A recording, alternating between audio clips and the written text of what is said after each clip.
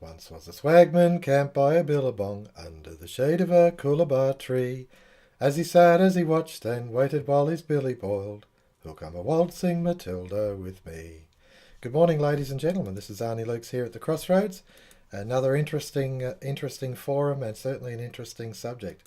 Our guest today, Betty Lukes from Adelaide. Welcome, Betty. Good morning, Arnie, and thank you. And Wallace Klinck from Canada. Welcome, Wallace.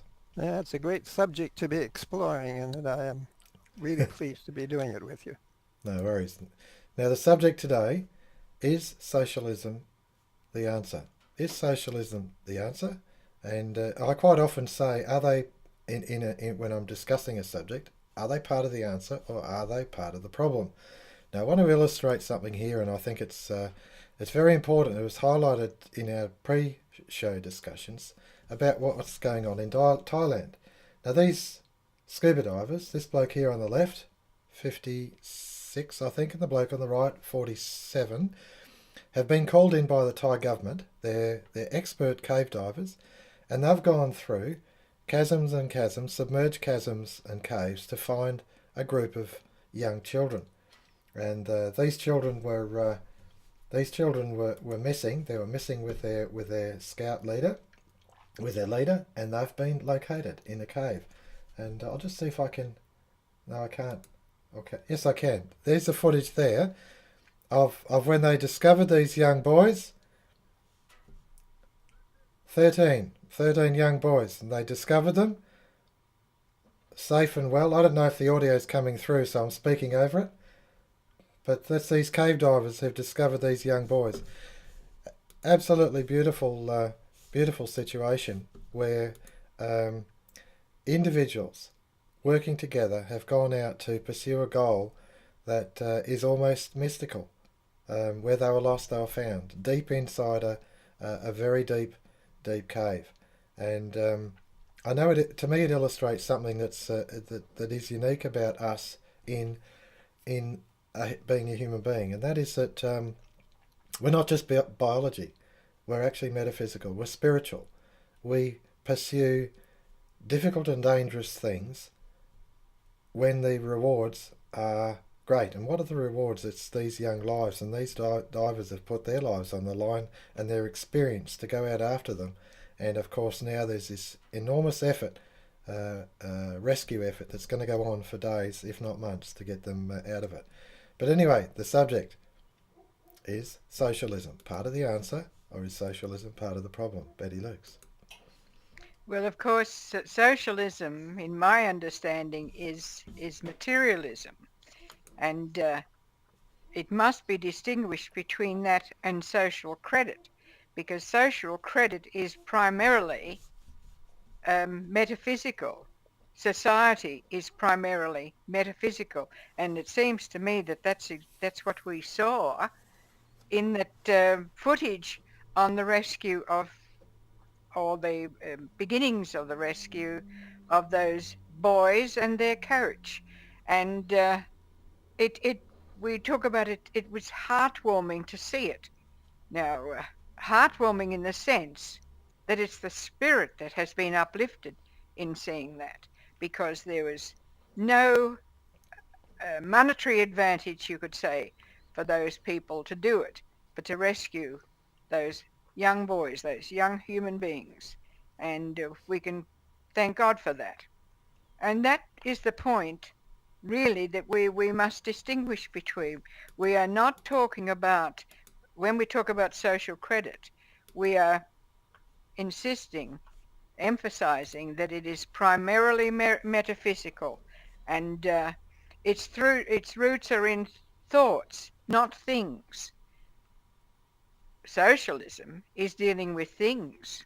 It's the material world, and what's not taken into account is that man is primarily metaphysical. Thank you, Betty. Very interesting opening salvo. Across to you, Wally. Well, that's true. Of course, the communist position is, that's the extreme socialist position, is that there is no God and that we're just material matter in motion, and that's all we are. We live and we pay taxes and we work and we die, and that's about the end of that. But I think when you talk about socialism and capitalism and thisism and thatism, you have to look beyond the labels because those are just words. And those words have been given certain meanings, and the meanings that they've been given meanings in order that they would convey a meaning which would elicit certain responses from people. Socialism, um, in the usual sense, is a form of collectivism, collective action. In a sense, it's a primitive form of association because it is an attempt through numbers to achieve security. And in the modern world, we've given tools, technology, capital, not just human capital, but capital in a physical sense, in a productive sense, which allows us to produce a surfeit of material goods, far more than we really need if we were to really apply ourselves to it. Socialism as collective action from an economic standpoint would indicate a collective type of policy setting and administration. Now, you need experts to carry out any specific function and to do it well. To have a committee meeting and to debate things in and out and endlessly is not going to do a very good job of accomplishing a particular task. What you need is people who are well experienced, educated, motivated, and qualified to do a specific thing. And most people are not qualified in that way. That you have fewer people qualified than you do the mass of people who are basically consumers and so on, and citizens. So we need experts, and we need to give them an opportunity to do their thing. And if we do that in the proper manner, we'll get the proper results. Now, social credit, and by the way, social credit is not some kind of, as I said, an airy-fairy or just another theory or another thing that somebody's presented. Social credit is dealing fundamentally with reality. It's dealing with human beings in association, in real association, and human beings in association with the natural world. And social credit, in a formal sense, is the study of that particular field of activity. What we want to do is we want to devise more efficient and more satisfying, better ways of doing things that bring satisfaction to the individuals concerned. And it is necessary for there to be flexibility of action. Socialism tends to, as a form of collectivity, it is static. It forms a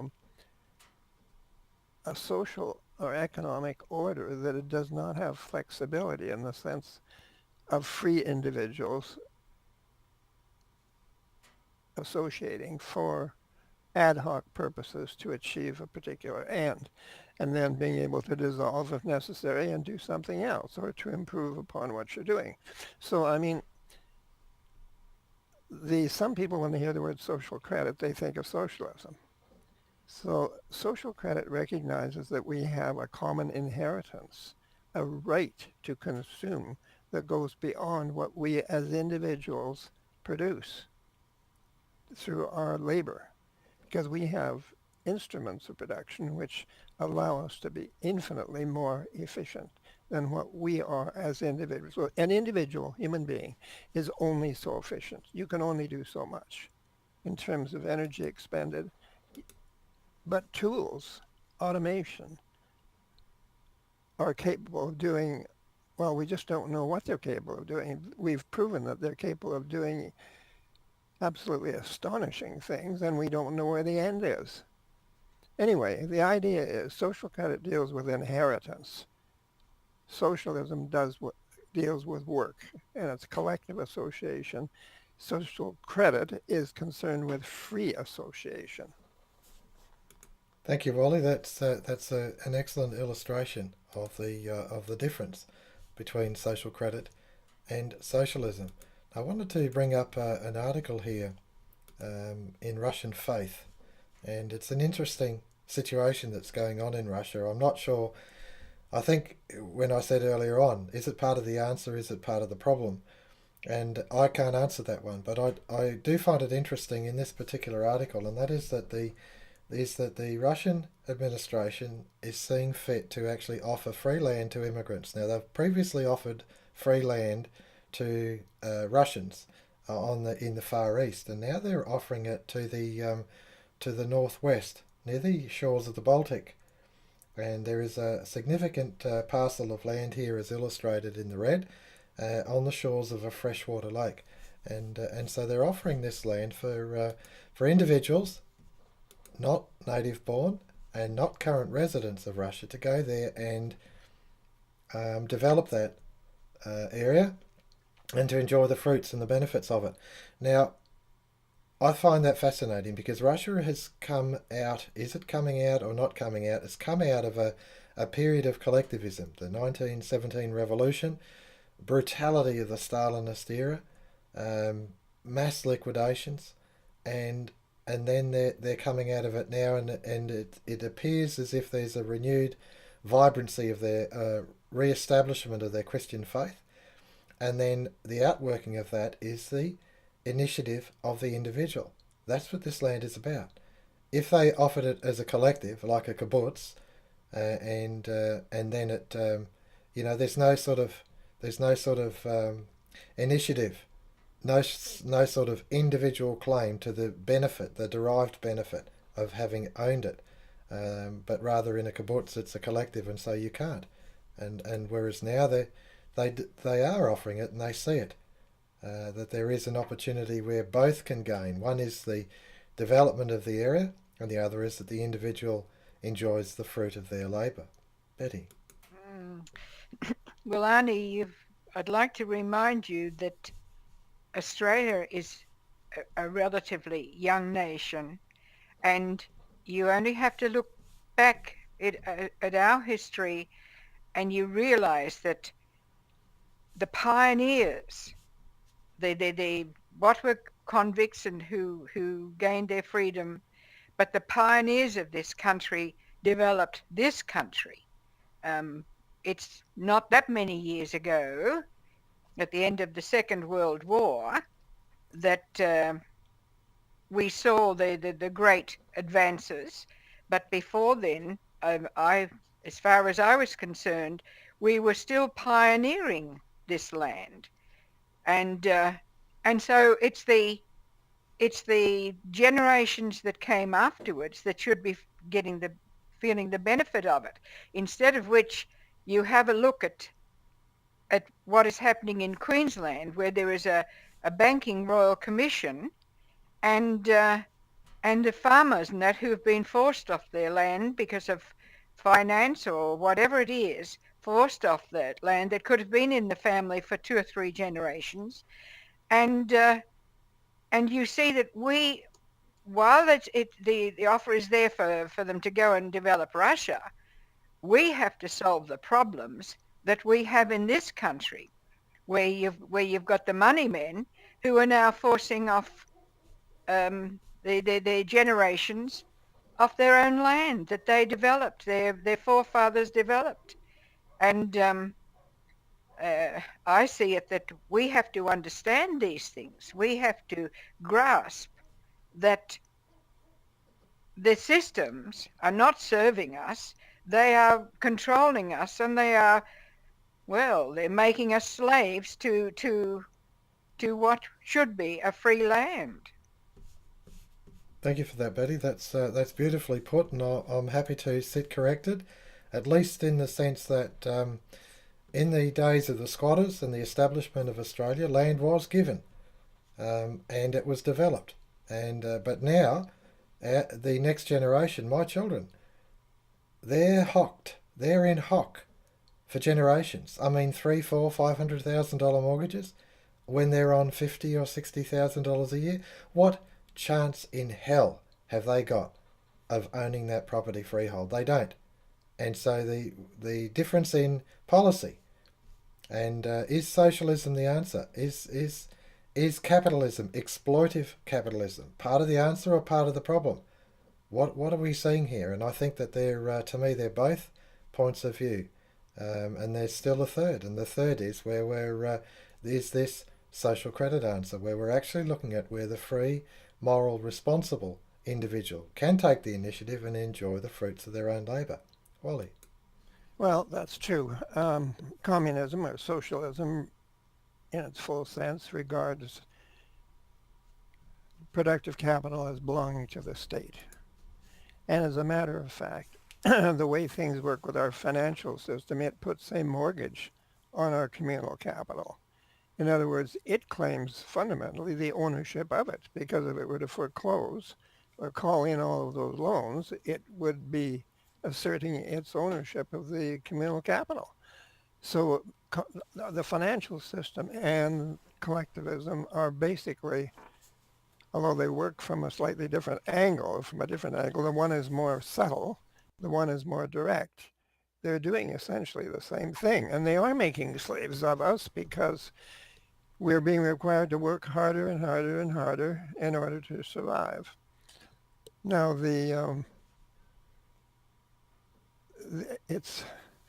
and that again is because we do not have any conception of inheritance except in a purely private manner. We don't realize that human beings in association with each other and with nature derive benefits and results which they could not achieve operating as individuals themselves. It's the fact that they associate that they get, you might say, an increment of association or an efficiency, which is a gift from the mere fact that they are associating. I mean, for instance, the telephone exchange, it's more valuable by the fact that more people are using it. That's just one example, and you can bring up many examples how association brings about results which go beyond individual endeavor. And that's what association should be directed to do. And unfortunately, the socialist approach is not the efficient way of doing it, because there's the difficulty of establishing policy that you don't really understand, because if you're going to produce something, why are you producing it? Well, if the consumers support a policy, you know why you're producing it. You are satisfying someone. But if you're at the head of some planning board and you're trying to determine what should be produced and consumed, you really don't know what the people themselves want. You're not even capable of satisfying them because you don't know what they desire. And they have no opportunity really to, through their freely expressed demand, to make it very clear what it is they prefer. So socialism is top down. It can't anticipate the needs and wants of the people properly because of its nature of organization in production. It is inefficient, and so it doesn't produce the abundance of goods that people in free association can do, qualified people. But it's important, and this is where modern economics fails, and fails fatally. It doesn't understand that there's a bottleneck at the consumption end of the economy.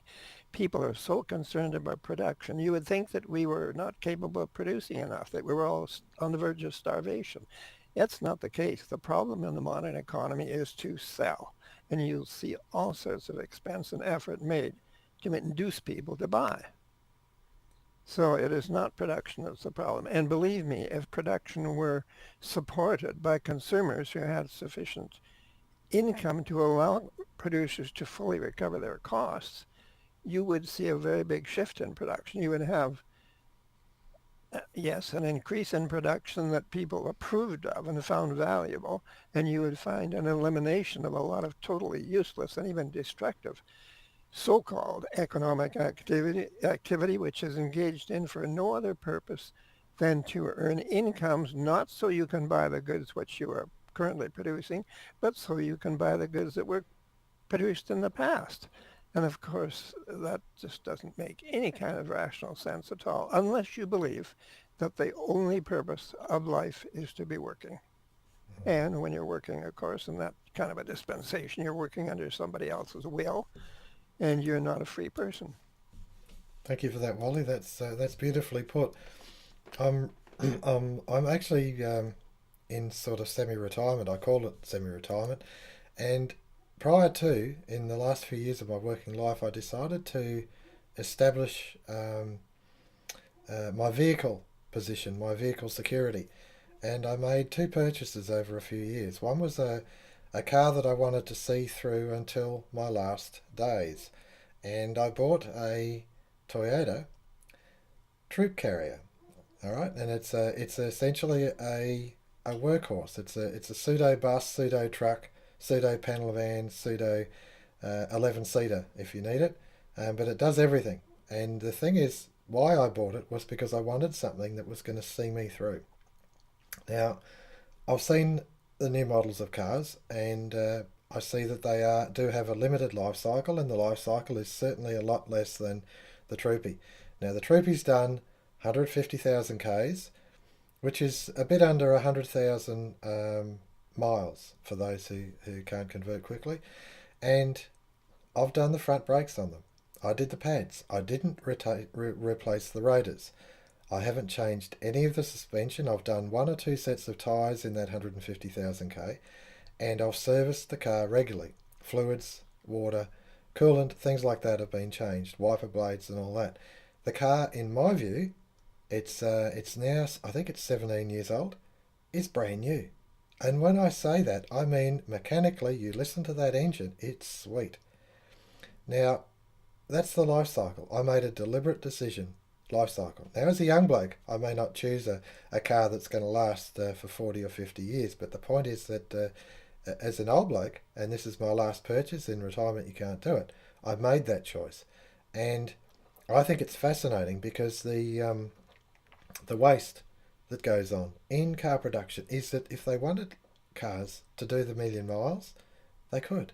They could. The technology's there, but they choose not to. Betty. Mm. Well, Arnie, this discussion has reminded me of um, what a friend was telling us about his experiences as he was on the oil rigs drilling for the oil over there in Siberia.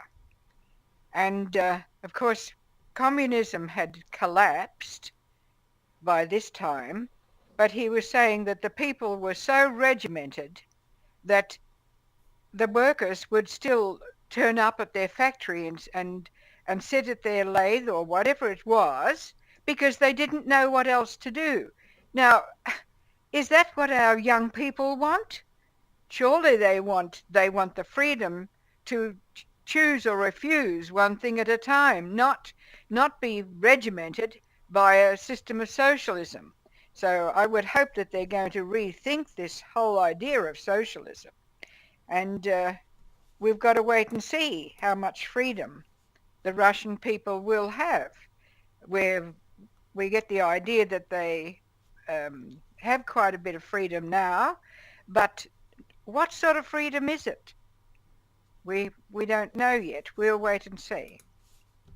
Thank you, Betty. That's a very valid point, and I know that I, for one, am constantly looking at the news and reading Russian websites to try and decipher what is actually going on there. I know that there's nothing coming out of China, at least from my point of view, nothing coming out of China to say that China is becoming anything less than an entire technocracy, a dictatorship. This bloke is just elected for life, basically, and he directs traffic for 1,500,000,000 people. I mean, let's get real. I make a selection on bread, and to me it's a good illustration. I go for sprouted rye as a choice, and I've got to drive 20k to get that, 12 mile. And the point is that I make that selection as an individual. Now you've got one bloke making a decision for 1,500,000,000 people. How right can he get it, or how abysmally wrong? And that's socialism. It's a tyranny. It's a dictatorship. Wally. Well, I've been in China recently, and I must say I am astonished at the material progress that they've made, and people are certainly living in for the most part in the cities, they're living in a standard of living that they probably never would have dreamed of maybe 3 or 4 decades ago. But it is a technocratic state. I wouldn't call it a communist state as I would have called the Soviet Union a communist state exactly, because it seems to be quite efficient in delivering goods and services. Um, but the problem is, it's typically in a socialist environment, there is a disdain for religion, and religion, of course, goes back to the idea that there is in some way some set of natural laws which govern the universe. Now, they have recently introduced their new social crediting and debiting system whereby they observe and keep everyone under surveillance. They will evaluate them and they will give them benefits and penalties according to privileges and withdrawal of privileges according to their observed behavior. Now, this indicates that the state is the arbiter of the morality of the state. And we take a very different view. We feel that human beings are part of nature that has been created, that we operate under certain laws, and that moral laws are part of that, and they're part of the natural order. They're not something that some group of people or mortals decide upon and impose upon other people. We do have to have some restraints on people who want to or take advantage of their fellow man in a way to deny them their legitimate rights. But generally speaking, we do place a high priority on individual morality and ethics. And that seems to me as a far higher conception of life, of human life, and purpose and meaning than a state that determines the rules by which everyone should live. It should be something that happens naturally. It shouldn't be something that should be artificially constructed and imposed. And it can only lead to increasing regulation, which means restriction of freedoms to act. And again, you get your decrements of association, actually, in terms of human satisfaction. Not increments, but decrements. And I think that in the human breast lives a desire to be free.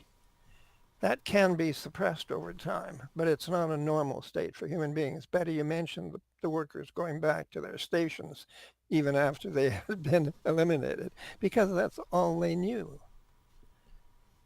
We want to release people. We want to give them material security, but not through enforced labor or behavior that is dictated by somebody else.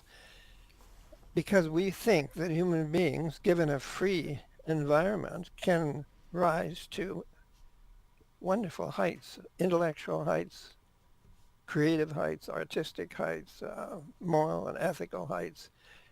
We think that there is something about humanity that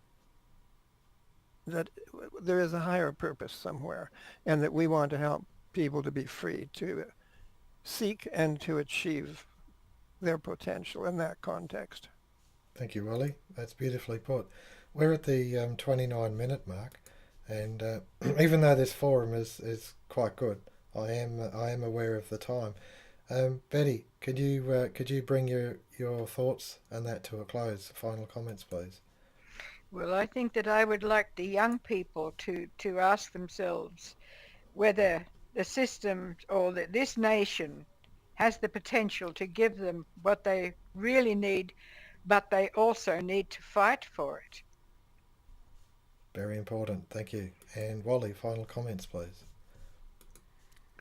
Well, I think that the whole thing, as I've said before, it depends upon the idea of inheritance, not servitude. We are entitled to the fruits of our labor, yes, but when the fruits far, far, far extend beyond our efforts, then we have somehow or another to bring those fruits to people in general as a generalized inheritance. And the social credit mechanism of the national dividend and the compensated price to reduce the price of consumer goods is the mechanism that Douglas advocated, and I think I've never seen a better advocacy ever. I've spent quite a few years at university. I've studied quite a bit of economics and psychology a bit and philosophy, and I frankly have never seen anything that compares with the absolute profundity of Douglas's analysis and prescriptions